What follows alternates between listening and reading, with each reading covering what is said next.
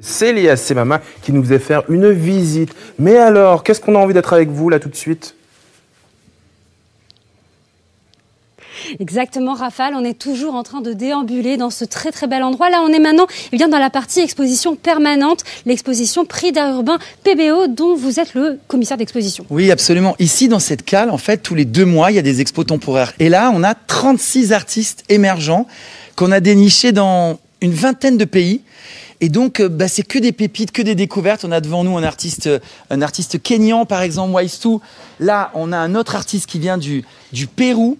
Yandy Graffer. Donc voilà, c'est génial de voir cette diversité. Et on voit comment l'art urbain, on en parle depuis tout à l'heure, se répand dans le monde entier. Dans tous les pays du monde, il y a une scène underground, il y a une scène d'artistes qui viennent du street art, du graffiti. Une vraie façon de démocratiser l'art. Et là, on voit aussi qu'il y a vraiment différentes méthodes, différentes façons de travailler la peinture. Absolument, c'est ça qui caractérise l'art urbain. Beaucoup de techniques, beaucoup de méthodes.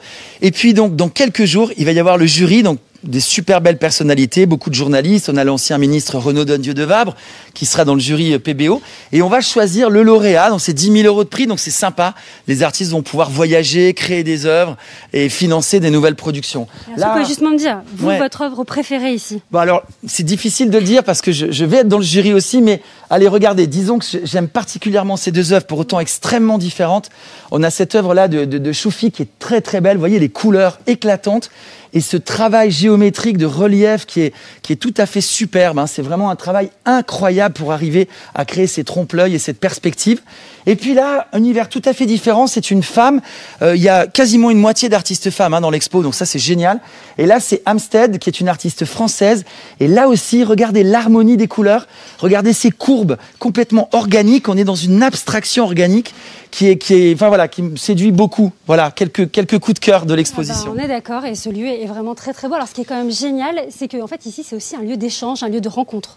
Oui, c'est surtout un lieu de vie. En fait, on peut venir boire un verre. Il y a un magnifique rooftop et une grande terrasse. Donc c'est 500 mètres carrés de terrasse. Donc quand on a visité les expos gratuitement, quand on a fait l'atelier enfant le dimanche qui est gratuit, on peut boire un verre, exactement. Et puis en plus c'est gratuit, donc on peut vraiment venir quand on veut. Laissez-moi lancer l'invitation pour vous et toute l'équipe. Voilà. Et tous les téléspectateurs, retrouvons-nous quand vous voulez, vous êtes les bienvenus. Merci beaucoup Nicolas pour ce très très bel accueil. Nous évidemment on se retrouve demain pour de nouvelles aventures. Et évidemment on revient très bientôt. Bye bye tout le monde. Ça y est, on arrive là avec les copines du plateau, Marie-Odile, Alexandra. On peut aussi acheter certaines pièces. Ah, oui. Attention, parce que le Banksy, quelque chose, Princesse oui, Erika quand même. Mais en tout cas, c'est un super bon plan puisque maintenant on a le droit de retourner sur les terrasses, dans les restaurants. On peut se retrouver à Fluctuart.